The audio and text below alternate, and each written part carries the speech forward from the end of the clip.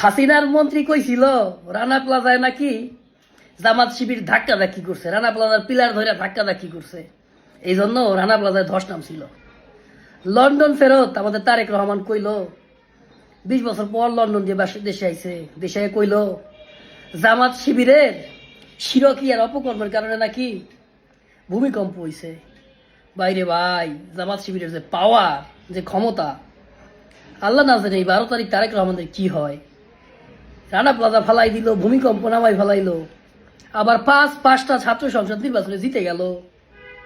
এত এত কাম কেমনে করে ফেলালো জামাত শিবির না জানি। তারেক রহমান, আপনি এই জামাত শিবিরের পাল্লায় পইরা আপনার পরিণতি কি হয় আল্লাহ মালুম, আল্লাহ মালুম। 20 বছর পর লন্ডন দিয়ে আসছেন, লন্ডনী বাবু, এই ঝামেলার মধ্যে কেন আপনি জড়াইলেন?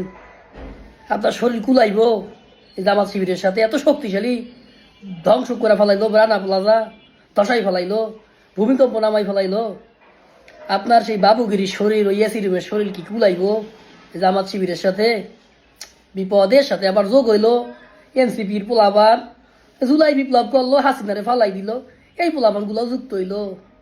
না জানি আল্লাহ হাসিনার এই পোলাবানের পাল্লায় পইরা আমাদের লন্ডনী বাবুর কি পরিস্থিতি হয়।